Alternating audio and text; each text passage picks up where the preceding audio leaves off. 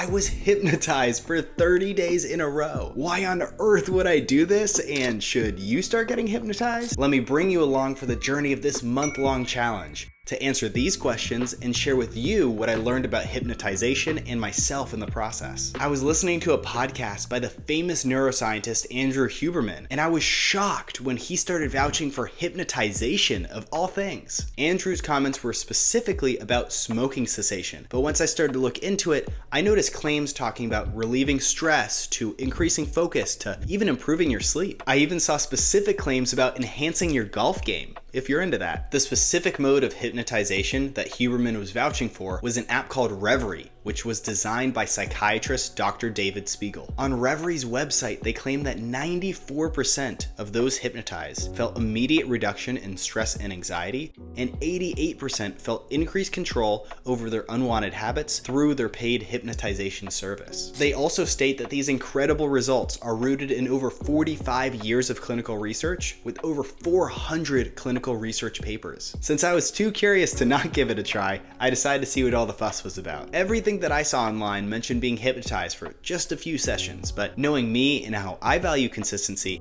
I decided to challenge myself to be hypnotized every day for 30 days in a row. As I started on day 1 of this challenge, it became quite clear the type of experience I was going to be having over the course of the next month. Firstly, Reveri brands its form of hypnosis as self-hypnosis because it's through an audio recording based app rather than having someone in the room with you. Before getting into what happened next, I want to emphasize this video is not sponsored by anybody, and this is my true and honest experience throughout this month-long challenge. After answering some brief questions about my intentions and goals, I then got my first experience with hypnosis through their hypnotizability test. I was a little nervous going into the test because what if I wasn't hypnotizable at all? What if this was all just a waste? Or God forbid, what if I was ultra hypnotizable? And this app had me acting out all sorts of crazy things while I wasn't in control at all. After acknowledging these thoughts and putting them to rest, I reaffirmed my goal that I was not going to try to resist any suggestions made to me, but rather the opposite. I wanted to experience what it was truly like if I went in with an open mind. So, after entering the test, I was greeted by the voice of Dr. David Spiegel and told to find a nice, comfortable place to sit. I was then instructed to, without moving my head, look as far up towards the ceiling as I could, and then slowly close my eyes. While feeling a little bit silly, I did oblige. I was then told to take a deep breath,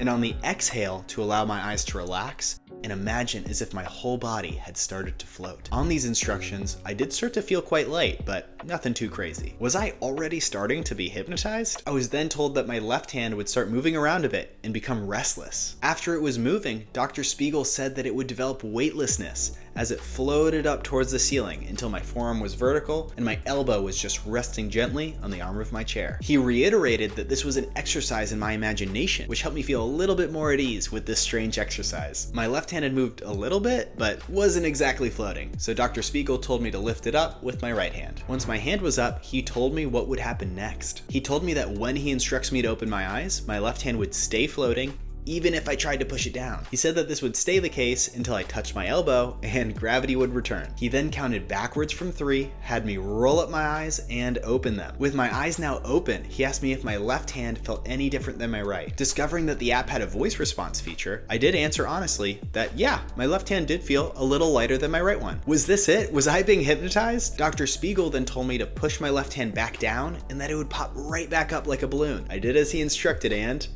my arms sunk like a rock to the arm of my chair. Well, that didn't exactly go as planned. I stayed with it and was instructed to lift my hand back up and then answer a couple quick questions about how I was feeling. I then touched my left elbow and the test was over. So how did I do? Before revealing my results, I would love to hear what you think about what 30-day challenge or wellness video I should do next. I've read, meditated, and journaled for over 1,500 days straight. So what should I try out next month? I'd love to hear what you think. So after a moment of calculations, I was deemed to be moderately hypnotizable and given the brain profile of the diplomat. This meant that I was high in open-mindedness, moderately analytical, and low in what he called absorption. Apparently, I wasn't a critical thinker, imaginative, or receptive. Ouch. I was also told to practice at least 3 times a week, but I decided to keep it at 7. After quite the interesting first day, I explored all the various exercises in the app over the following weeks. There were all sorts of hypnotizations for different purposes, like relieving stress, dealing with grief, tackling a negative habit, and much more. Through all the exercises that I personally tried throughout this 30-day challenge, they all had a very similar structure to them. Dr. Spiegel would first count to 3, putting me through the same motions of getting into the self-hypnosis state. This would result in me imagining a floating feeling and having my hand levitate up for the duration of the 5 to 15 minute session. He would then lead me through an exercise that was crafted for that goal at hand. But no matter the topic, this always involved Dr. Spiegel giving instruction of some type of visualization exercise. This could be me visualizing solving a complex problem or quitting a negative habit, but really always accomplishing some type of goal as it related to that exercise. After completing this visualization, Dr. Spiegel would then provide further details about why I could and should achieve this goal. Then he would count backwards from 3 and end the hypnosis. Before I reveal what I learned from this challenge and if you should start getting hypnotized,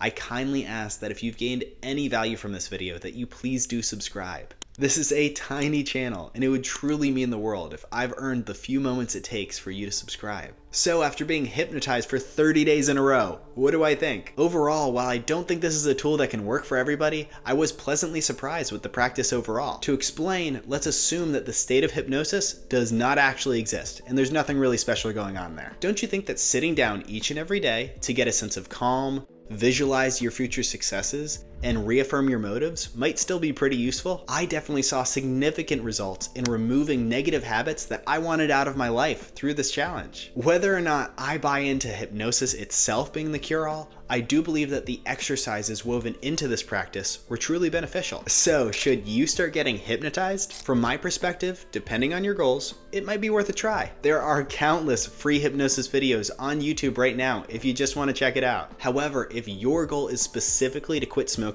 Dr. Spiegel's methods of hypnosis have been proven to be a powerful tool towards making a change, and I would recommend using Reveri specifically. Overall, while hypnosis did make me feel quite ridiculous sometimes, I feel like I did get significant value through the month of exercises. That being said, doing this every day was a little bit of overkill, and after day 20 or so, it got quite repetitive. So if you do try it out, I'd recommend starting it just a couple times a week. For me personally, I won't be adding this to the list of positive daily habits that I like to do every day, but I am truly grateful that I tried this challenge for the month. I just don't think that hypnosis adds much marginal value on top of these other daily habits that I do, like reading, which I've done for over 1,500 days straight without missing a day. Through all of this reading, I've come across just a few books that are truly worth their weight in gold. To discover the 3 essential books that I recommend for building a better life, watch the video on screen now. I'll see you there.